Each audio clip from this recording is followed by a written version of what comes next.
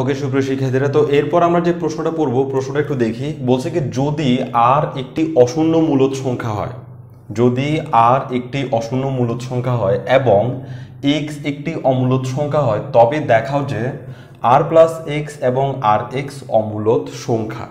অর্থাৎ ওরা বলতেছে কি, আর একটা সংখ্যা যেটা হচ্ছে মূলদ সংখ্যা, মূলদ মানে যাদেরকে পি বাই কিউ আকারে লেখা যায়। এক্স একটা সংখ্যা যেটা হচ্ছে অমূলদ সংখ্যা, অমূলদ মানে হচ্ছে যাদেরকে পি বাই কিউ আকারে লেখা যায় না। যেমন আমরা একটা কমন অমূলদ সংখ্যা নেই, কমন অমূলদ সংখ্যা হচ্ছে √2। আমরা জানি যে √2 অমূলদ সংখ্যাটা আমরা ক্লাস 9 প্রায় সবাই না পড়লেও প্রশ্নটা তো পড়ছি। আর ধরলাম একটা মূলদ সংখ্যা হচ্ছে ধরলাম 2। এখন 2 যদি মূলদ সংখ্যা হয় আর √2 যদি অমূলদ সংখ্যা হয়, ওদেরকে যদি আমি যোগ করি, নর্মালি এই যোগফল একটা অমূলদ সংখ্যা।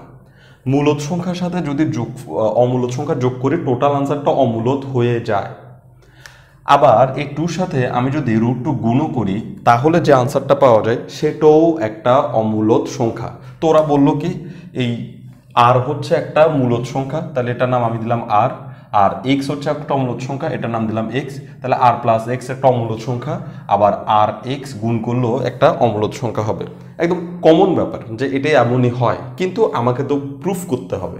আমাকে বলছে যে দেখাও আর প্লাস এক্স এবং আর এক্স অমূলদ সংখ্যা। তো যেহেতু আমাকে প্রুফ করতে হবে, সেহেতু প্রুফ করার জন্য আমরা এভাবে সরাসরি তো বলে দিলে হচ্ছে না যে এটা দেখতেই যে এটা অমূলদ দেখা যাচ্ছে, এমন বলতে হচ্ছে না।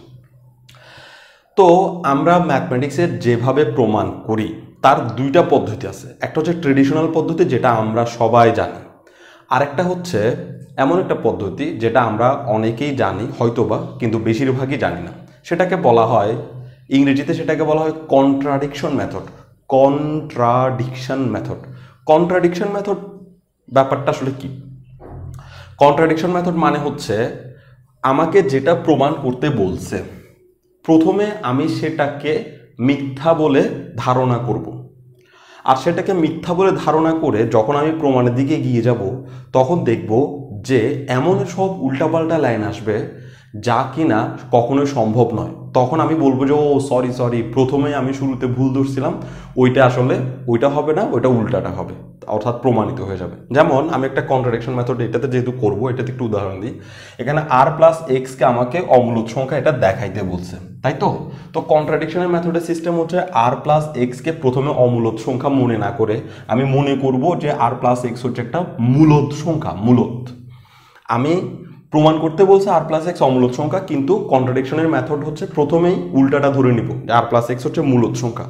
আর প্লাস এক্সকে মূলদ সংখ্যা ধরার পর আমরা কিছু দূর যখন অতিক্রম করব, তখন আমরা দেখব যে আর প্লাস এক্স যদি মূলদ ধরি, তাহলে এমন এমন কিছু প্রবলেম চলে আসবে যেগুলো ইতিহাসে কখনো সম্ভব নয়, ম্যাথমেটিক্সে তো সম্ভব নয়।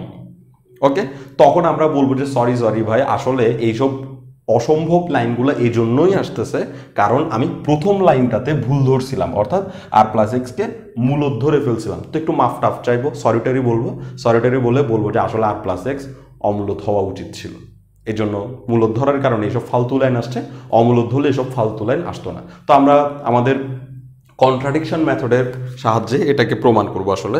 তো আমরা প্রথমে কন্ট্রাডিকশন মেথড শুরু করি। তাহলে আমরা বলবো ধরি আর প্লাস এক্স অমূলদ সংখ্যা নয়। এভাবে না বলে আমরা বলি ধরি আর প্লাস এক্স মূলদ সংখ্যা। ভালো করে খেয়াল করে, আমাকে প্রমাণ করতে বলছে অমূলদ সংখ্যা আর প্লাস এক্স, কিন্তু আমি বললাম যে আর প্লাস এক্স আসলে মূলদ সংখ্যা। কিছু করার নাই, কন্ট্রাডিকশন পদ্ধতি এমনই হয়। এবং সেই সাথে আরো ধরে নিই যে এবং আর প্লাস এক্স সমান হচ্ছে ধরলাম জেড। আর প্লাস এক্স সমান কিছু একটা ধরে নিলাম, সেটা হচ্ছে জেড। দ্যাট মিনস, খেয়াল করি, আর প্লাস এক্স যদি মূলদ সংখ্যা হয়, তাহলে আর প্লাস এক্স সমান যে জেড ধরছি, সেই জেডকেও আমাদেরকে মূলদ সংখ্যায় ধরতে হবে। তার মানে জেড হলো মূলদ সংখ্যা। যেহেতু আমি ওকে মূলদ সংখ্যা ধরছি, সেহেতু ও সমান যাকে ধরে নিব তাকেও আমার মূলদ সংখ্যায় হতে হবে। আমি আমার কথা থেকে এত তাড়াতাড়ি নড়ে যেতে পারবো না, তাই তো?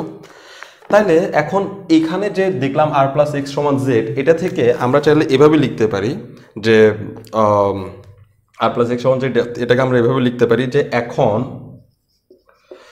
এখন কি x equal two x equal two কি লিখতে পারি, আরটাকে ওইদিকে পাঠিয়ে দিতে পারি, জেড মাইনাস আর এভাবে লিখতে পারি। ওকে, এখন X equal to Z minus R, কিন্তু ভালো করে খেয়াল করি এখানে আমাদেরকে যে জেডটা দিছে, জেড হচ্ছে মূলদ সংখ্যা, আবার আর যেটা দিছে ওই আর হচ্ছে একটা মূলদ সংখ্যা।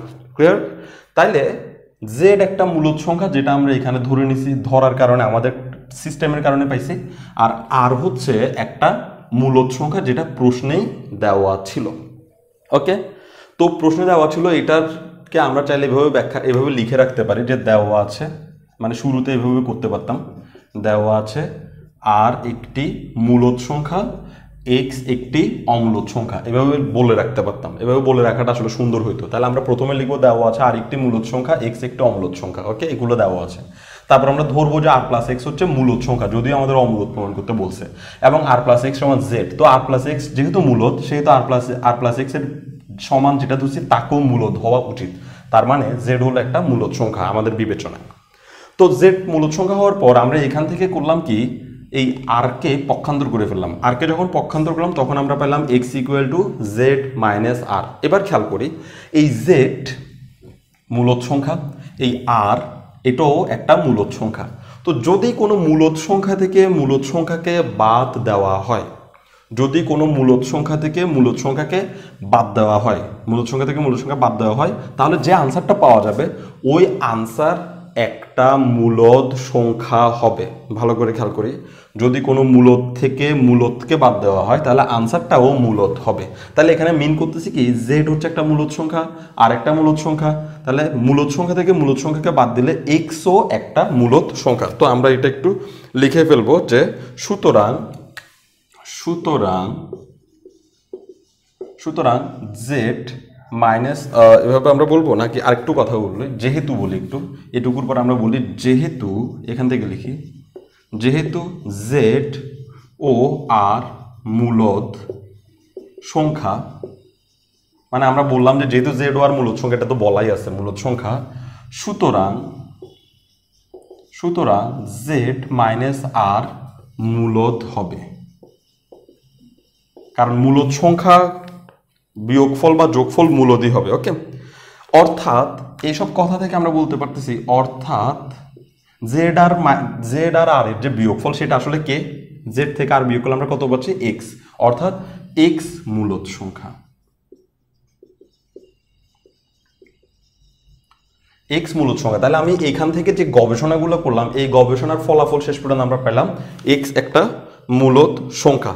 কিন্তু প্রশ্নে স্পষ্ট বলছে এক্স একটি অমূলদ সংখ্যা। প্রশ্নে ভালো করে দেখি, এটা কিন্তু দেওয়া আছে আরও একটা মূলদ সংখ্যা, এক্স হচ্ছে একটা অমূলদ সংখ্যা। প্রশ্নে দেওয়া আছে এক্স অমূলদ সংখ্যা, অথচ কন্ট্রাডিকশন মেথডে যখন আমরা ওকে মূলদ ধরলাম, ওকে মূলদ ধরার ফলে যখন আমরা গবেষণা করতে আসলাম তখন এমন একটা লাইন আসলো যা আমরা মেনে নিতে পারি না। কারণ হচ্ছে এখানে এক্স মূলদ সংখ্যা চলে আসছে, আর এখানে যে এক্স মূলদ সংখ্যা সেটা এই লাইন থেকে আসছে, আর এই লাইন আসছে এই লাইন থেকে। সুতরাং এই টোটাল জায়গার কথাবার্তার কারণে এক্স মূলদ সংখ্যা হয়ে গেছে, কিন্তু প্রশ্নে দেখা যাচ্ছে এক্স হচ্ছে অমূলদ সংখ্যা।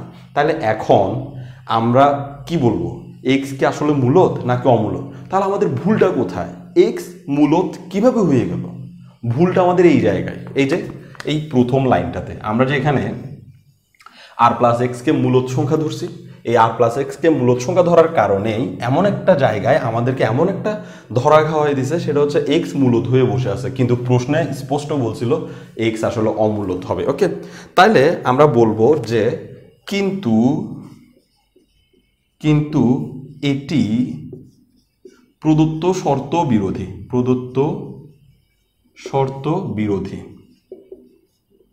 কিন্তু এটি প্রদত্ত শর্ত বিরোধী। কারণ প্রদত্ত শর্ত ছিল কি, এক্স একটা অমূলদ হবে, কিন্তু এখানে আমরা হিসাব করে দেখলাম এক্স মূলদ হয়ে গেছে।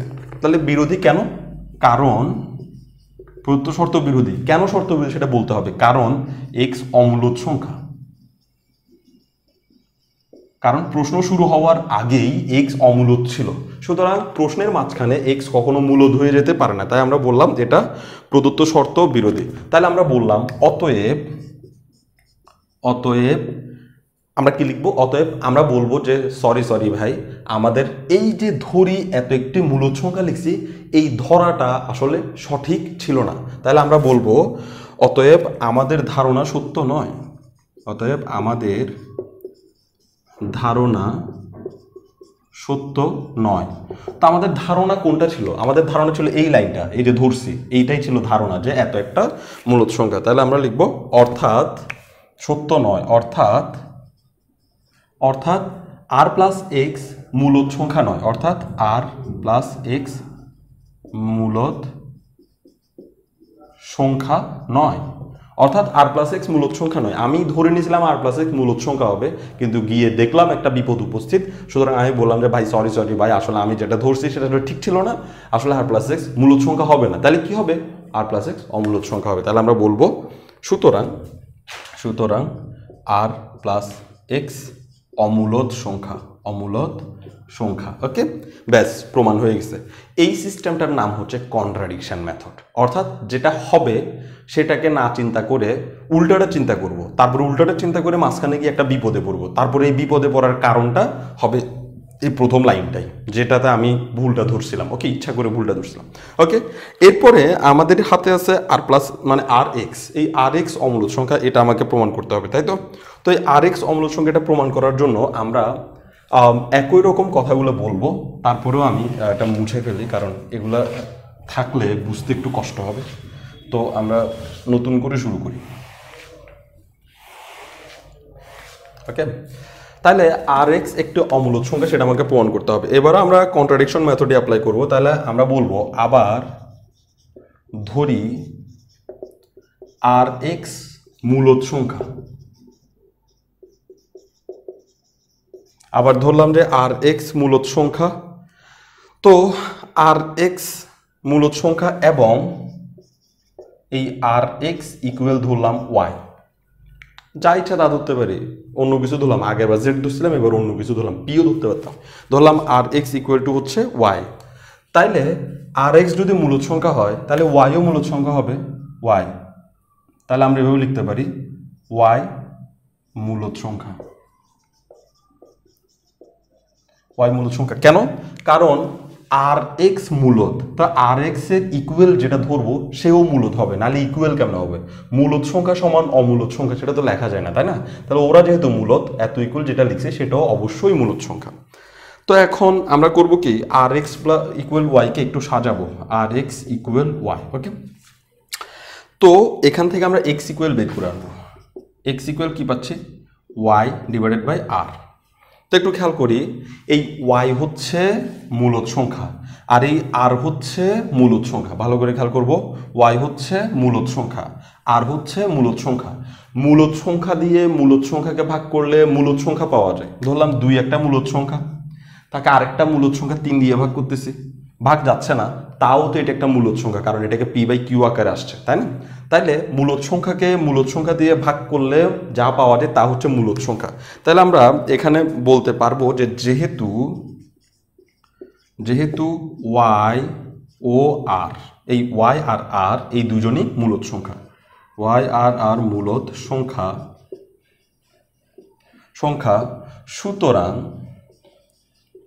সুতরাং ওয়াই বাই আর মূলদ হবে, সুতরাং ওয়াই বাই আর মূলদ হবে। অর্থাৎ ওয়াই বাই আর মূলদ হওয়া মানে হচ্ছে এক্স মূলদ হবে, অর্থাৎ এক্স মূলদ সংখ্যা, কারণ ওয়াই বাই আর সমান এক্স। তাহলে ওয়াই বাই আর এর যা বৈশিষ্ট্য এক্সেরও তাই বৈশিষ্ট্য হওয়া উচিত, এক্স মূলদ সংখ্যা। আবার ধরা খাইছে, সেটা কি? এক্স এখানে মূলদ সংখ্যা চলে আসছে, কিন্তু এক্স আসলে একটা অমূলদ সংখ্যা ছিল। এই ধরা কেন খাইছি? কারণ এখানে আমি উল্টাটা ধরছি, তার মানে এখানে আমার ভুলটা হয়েছে, আমি এটাকে আর মূলদ বলতে পারি না, এটাকে অমূলদ বলে দিতে হবে। ওকে, তাহলে আমরা লিখবো কিন্তু, ওই আগের কথাগুলো লিখবো যেগুলো আমি মুছে ফেলছি আসলে, কিন্তু এটি প্রদত্ত শর্ত বিরোধী, কিন্তু এটি প্রদত্ত শর্ত বিরোধী। কেননা এক্স অমূলদ সংখ্যা, কিন্তু এটি প্রদত্ত শর্ত বিরোধী, কেননা এক্স অমূলদ সংখ্যা। ঠিক আছে, সুতরাং আমরা কি বলতে পারি যে এই যে আর এক্স যেটা মূলদ ধরছিলাম সেটা আসলে মূলদ হইতেই পারে না। সুতরাং আর এক্স মূলদ হতে পারে না, অতএব আর এক্স অমূলদ সংখ্যা, আর এক্স অমূলদ সংখ্যা। তো কন্ট্রাডিকশন যে মেথডটা, এই মেথডটা নর্মাল ম্যাথমেটিক্সের পর্যায়ে পড়ে আসলে। এটা বোঝার জন্য আমাদেরকে একটু পরিশ্রম তো করতে হয়, তবে আমার মনে হয় যে ব্যাপারটা আসলে খুব বেশি কঠিন না। আমার কাছে কন্ট্রাডিকশন মেথডগুলোই সহজ মনে হয়। নর্মাল মেথডে দেখা যায় অনেক কষ্ট করতে হয়, কিন্তু এখন দেখলাম কন্ট্রাডিকশন মেথডটা আসলেই সহজ। তবে কন্ট্রাডিকশন মেথডটা সবসময় কাজে লাগানো যায় না। কন্ট্রাডিকশন মেথডটা তখন কাজে লাগানো যায় যখন ওই বিষয়ের খালি দুইটা পার্টিশন থাকে। যেমন এখানে আমরা মূলদ এবং অমূলদ নিয়ে আলোচনা করছি। তো বাস্তব সংখ্যা প্রথম দুই ভাগে ভাগ হয়েছে, একটা হচ্ছে মূলদ সংখ্যা, একটা হচ্ছে অমূলদ সংখ্যা, আর কোনো ভাগ নাই, যার কারণে আমরা কন্ট্রাডিকশন পদ্ধতি অ্যাপ্লাই করতে পারছি। কিন্তু যদি কোনো সংখ্যা কোনো একটা বিষয় তিন ভাগে বিভক্ত হয়, তখন আর কন্ট্রাডিকশন মেথড আসলে কাজ করে না। কারণ তিন ভাগে বিভক্ত হলে কন্ট্রাডিকশন মেথড দুইজনের মধ্যে তুলনা করে, তিনজনের মধ্যে তুলনা করে কন্ট্রাডিকশন মেথড আমি এখনো পর্যন্ত দেখিনি। তবে যদি থাকলেও থাকতে পারে, আমি অতটা পড়ালেখা হয়তো করি নাই, থাকার সম্ভাবনা খুবই কম। কন্ট্রাডিকশন মেথড সাধারণত দুইজনের ক্ষেত্রে সবচেয়ে বেশি সাপোর্ট দেয়। ওকে।